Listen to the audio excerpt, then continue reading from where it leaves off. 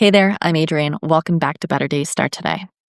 Today, we are talking about when you're doing everything for everyone else, the toll that it takes on you, how to get out from underneath that, and why we need to prioritize ourselves.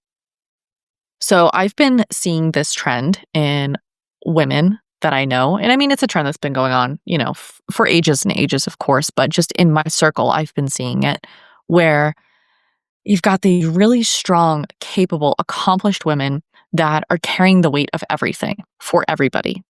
And they're letting go of the things that they need the most to accommodate everything else for everyone else. I wanted to talk about it because I feel like it is very pervasive right now. I feel like it's happening with so many women. So it's a timely topic. So I'll share the story of a woman that I know. And this is what really got me thinking about it recently and mulling it over and trying to determine how I can talk about it.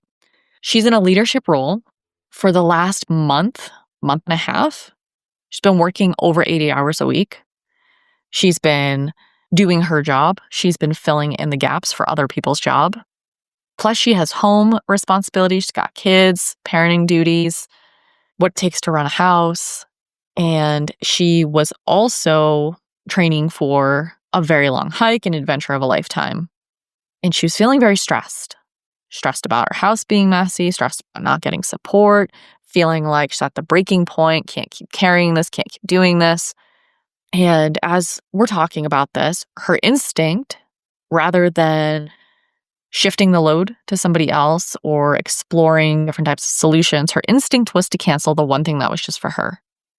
The hike, the adventure, the thing that she'd been training for, just taking that off the table because that would free up time in her schedule. I brought up the fact that listening to her tone, her emotion, the story as she's telling it, what she's relaying as absolute truths, I could see myself in her in a period of time in my life a few years ago. I was working more than 16 hours a day. There was zero boundaries between work, between home, between commitments. I was juggling it all. It felt like I was doing everything for everyone, and I wasn't doing any of it very well. At least that's how I felt.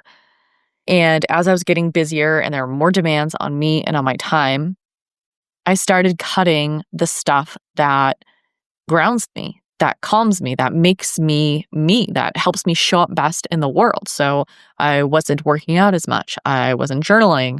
I stopped meditating.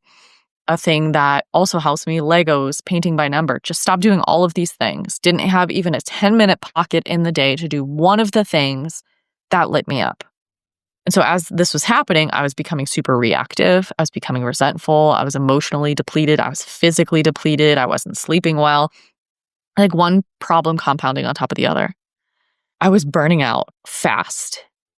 And essentially, I was saying yes to everyone else at the expense of myself.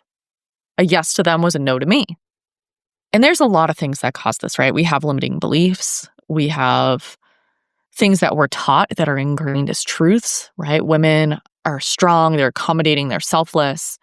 Women don't ask for help. Maybe we feel guilty for resting. Other people may look at us like our time is flexible, it's expendable. She's not doing anything, she can do it. Or sometimes we believe ourselves that productivity, hustling for our worth, that's how we create meaning for ourselves. We might think that we have to do it all or nobody else is going to do it. That was a big one for me. If I don't do this, nobody else will. At this point in my life, who cares if nobody else will? If it were that important to me, I would make it happen. If it's that important to everybody else, they can make it happen. Took me a while to get there, though. I just want to cover 3 easy ways to prioritize yourself and save your sanity. So if you're feeling this way, if you're feeling like you're trying to do it all, you're juggling it all, and you're depleting yourself, 3 quick, easy ways to prioritize yourself and save your sanity. Now, there's a lot of different things you could do, but I'm just sharing 3. First thing is create a non-negotiable you moment. And that's what I'm talking about when I mentioned having a practice that lights you up. So one thing, just one thing, if you gotta kind of chip away at the routine, keep one thing that's for you, just one thing. Maybe it's a walk outside. That right now is like my one non-negotiable. I mean, I really do have several, but if things are going to hell in a handbasket, the one thing I'm going to do is I'm going to get outside and I'm going to walk, because being outside, it's calming, it's energizing at the same time, gives me space from all of the inputs. Typically, if I'm walking outside, I'm not really listening to anything. I'm being in my surroundings. And movement, it changes how we feel. Move your body, change your mind. So for me, getting outside and walking, multiple benefits in that one thing. So if everything else has to go, if I'm in this crazy busy season, everything's got to go, that is one thing that is not. Pick your non-negotiable you moment. Maybe it's journaling, it's playing with your dog, it's that walk outside, it's your workout, whatever it might be. Pick it and treat it like a meeting you can't cancel. You are sending a signal to yourself, to your nervous system, that you matter too, and you're giving yourself that moment every single day. Second thing, ask yourself before you say yes, what will this cost me? Every yes requires time, energy, and attention. So before you commit, is it a true yes or is it a guilty yes? What will the yes cost you? A yes to one thing is a no to another thing. So consider, what will it cost you to say yes to somebody else? If it's not a true yes for you, it can be a no. Somebody may be disappointed. Let them be disappointed. The world isn't going to end. Not everybody gets to feel great 100% all of the time at the expense of how you feel. So ask yourself, what will this cost me? If it costs too much, say no.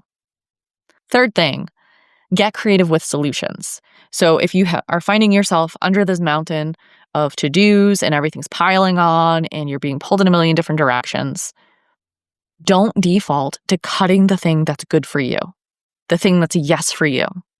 Look at everything you got going on and think, how can this get done? I'm not saying it has to get done by you. I'm not saying it has to get done by right now. I'm saying, how can this get done? How can this shift? What can I delegate? What can I defer? What can I do differently? What can I stop doing altogether? What can I trade with somebody else? What can I barter, pay somebody else to do? Get creative with solutions. Just because everybody is coming to you and you feel like you got to carry it all, you got to juggle it all, be in creative response to the situation and think outside of you being the single only solution. Can you temporarily pay for help? Can you trade with somebody else? Figure out what in there somebody else might be able to do in a way to make it doable for both of you. I'm just trying to emphasize a creative response to the situation, because oftentimes we default to, like I said, if I don't do it, nobody's going to do it. Think of different ways that it can get done that does not include you and figure out how you can make that work. The key here is you are getting creative with solutions to get things off the table, off your plate, so you can keep the things that matter most to you. For myself, and I don't want to get super into my story of burnout before I left my job and all of that, but one of the biggest signals to me was resentment. I am generally a super positive person.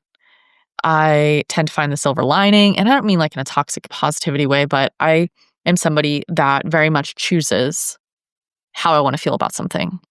I'm intentional in my response. I'm intentional with my energy. So when I was at a point where I was just irritated and negative about everything, and I couldn't shift that in me, that was a huge sign. Something is wrong here. Something's got to change. So if you feel that growing resentment, or you feel, even if it's not resentment, but you're straying away from some of your core qualities, and you notice it happening and you don't like how it feels, take a pause and evaluate what's going on around you. What do you got to change before you get to the point of burnout? I just want to remind you, you are allowed to be supported. You're allowed to ask for help. You are allowed to say no. And you're allowed to keep the things that are just for you. You don't have to do it all. And you don't have to give up what's good for you to hold everything else together for everyone else. If you're in a season where you want help getting clear on what matters, on what's next, on what to let go of, on what the next chapter, the next season looks like, I want you to grab my Reimagine Your Life guide. There'll be a link in the show notes, also on my website. It'll help you get clarity super fast with a little help from AI. I would love it if you would DM me what you're taking away from this episode, or take a screenshot, tag me on social, let me know that you're listening. This conversation matters, and so do you. I hope you have an amazing week. Until next time. Thanks so much for spending time with me on Better Days Start Today. If you loved this episode, be sure to hit that like button, subscribe to the podcast, and leave a review. It helps more people find this space and start creating their better days too. And hey, don't forget to sign up for my newsletter at adriancrowley.com. You'll get exclusive tips, tools, and access to complimentary events designed to support you every step of the way. Until next time, remember, your better days, they start today.